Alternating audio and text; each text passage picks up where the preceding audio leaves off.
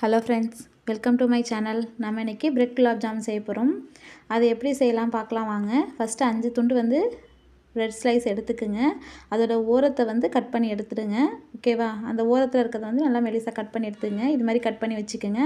ஒரு பவுலில் அந்த 5ஐயும் சேர்த்து நல்லா பிச்சு விடுங்க. ஓகேவா? அப்படியே கையாலே க்ரஷ் பண்ணலாம். ஓகேவா? கையால் நல்லா பிணைஞ்சு விட்டிங்கன்னா நல்லா வரும். பாருங்களா, நான் இப்போ பிணைஞ்சு விட்றேன் பாருங்கள். இதேமாரி பிணைஞ்சு விடுங்க. நல்லா தூளாகணும். ஓகேவா? அந்த அளவுக்கு பிணைங்க. இதேமாரி பொறுமையாக ஒன்று ஒன்றா பிணைஞ்சு விட்டிங்கன்னா வந்துடும். அந்தமாரி கணதுக்கு வந்துட்டு பாருங்கள். இந்த அளவுக்கு இருந்தால் போதும். இது நல்லா தூளாக்கி வச்சுக்கோங்க. நெக்ஸ்ட் வந்து காய்ச்சின பால் வந்து ஒரு 1/4 கிளாஸ் எடுத்துக்கோங்க. ஓகேவா?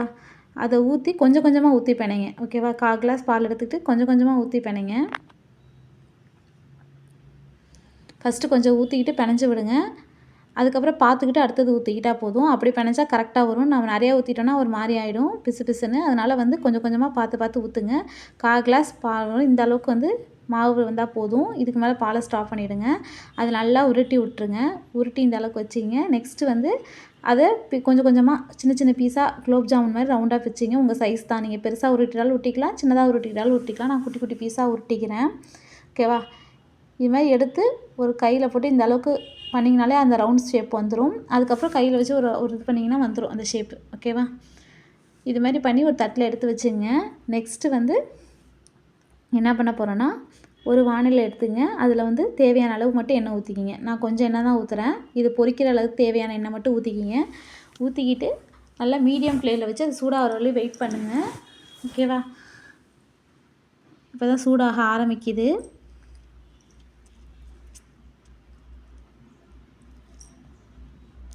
நல்லா பார்த்தீங்கன்னா தெரியும், எண்ணெய் சூடாக ஆரம்பிக்குது. ஓரளவு எண்ணெய் நல்லா ஹீட் ஆனதுக்கப்புறம் போட்டிங்கன்னா நல்லாயிருக்கும் உங்களுக்கு குலாப் ஜாமுன். அதுமாரி ட்ரை பண்ணி பாருங்கள். நான் சூடாகிற வரையும் வெயிட் பண்ணுறேன்.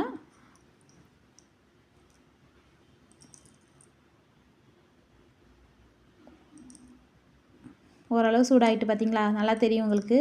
புகை வர ஆரம்பிக்குது. அப்படின்னா நல்லா சூடாகிட்டு எண்ணெய். இப்போ நீங்கள் போடலாம். நீங்கள் உருட்டி வச்ச குலாப் ஜாமுனை ஒன்று ஒன்றா பொறுமையாக போடுங்க. நான் அந்த 5 பிரெட் ஸ்லைஸில் எனக்கு வந்து எல்லா உருண்டையுமே போட்டுட்டேன்.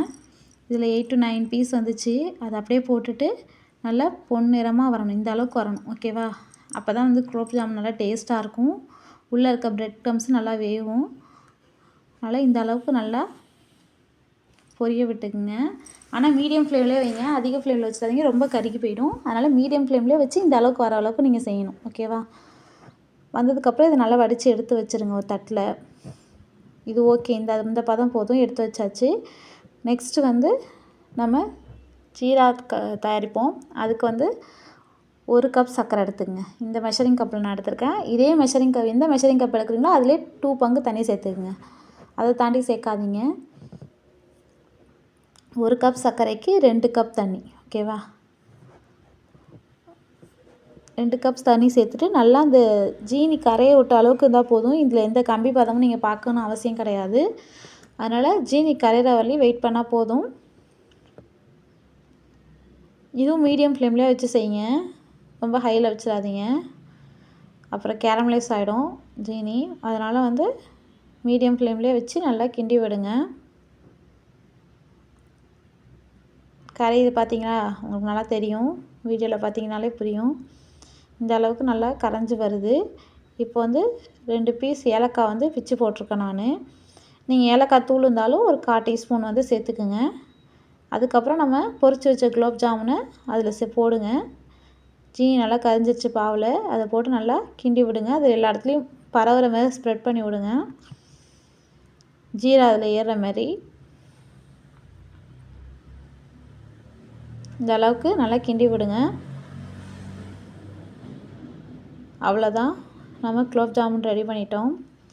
ஆனால் அதில் நல்லா வந்து ஊறணும் இந்த ஜீராவில். அதனால் ஒரு கப்பில் வந்து இதை நான் அப்படியே எடுத்து வச்சுருக்கேன். ஓகேவா? இந்த அளவுக்கு எடுத்து வச்சதுக்கப்புறம் ஒரு 2 ஹவர்ஸ் விட்டுருங்க. 2 ஹவர்ஸ்க்கு அப்புறம் சாப்பிட்டு பாருங்கள். அப்போ தான் சூப்பராக இருக்கும். ஓகேவா ஃப்ரெண்ட்ஸ்? தேங்க்யூ.